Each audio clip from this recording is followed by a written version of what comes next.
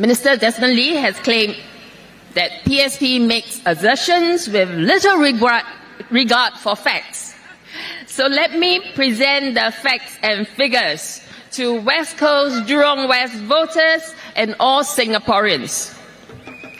Over the 5-year period from 2021 to 2025, HDB launched over 100,000 flats, or an average of 20,000 flats per year. Minister Desmond Lee has declared that the delays due to the pandemic had all been cleared, and that in the next 2 years, from 2026 to 2027, about 15,000 flats will be built. Is this enough? Let us look at the number of marriages in Singapore. There are about 24,000 citizen marriages in Singapore every year. How can 15,000 new flats cater to 24,000 marriages? Does somebody need math lessons? On top of that, we have about 20,000 new citizens every year. Those unable to get a BTO flat will be pushed towards the resale market, contributing to higher and higher resale prices. Do you really think the PAP is incapable of building more flats? 40 years ago, from 1981 to 1985, HDB built 189,000 flats. That's an average of 38,000 flats a year. Now the government has a lot more resources than it did in the 1980s. Do you think it cannot build more than 15,000 flats? This is less than half the number they were building back in the 80s. From 2020 to 2025, over a 5-year period, resale prices have risen by 53%. Despite all the cooling measures, it has risen relentlessly.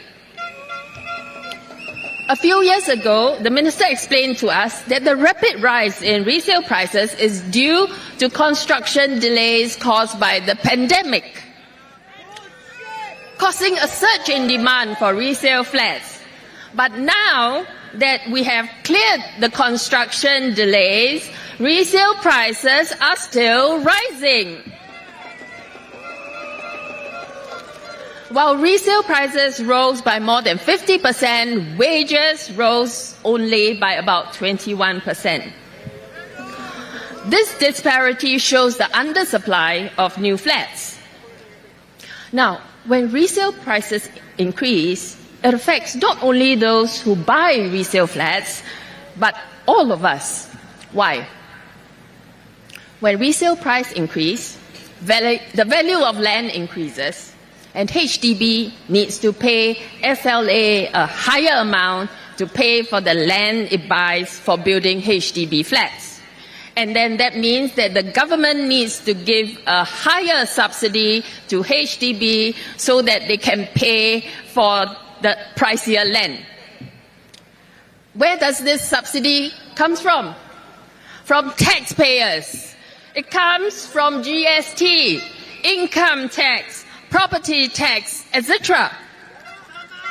Last financial year, the amount of government grant to HDB is $6.8 billion, which is equivalent to about 3 to 4% GST.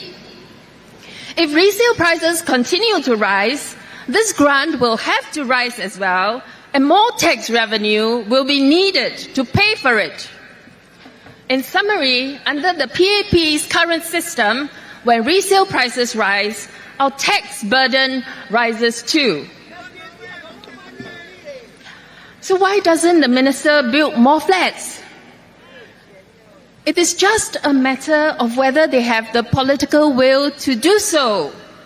So if you think that HDB prices are too expensive, you have to give them the political will to do so through your votes.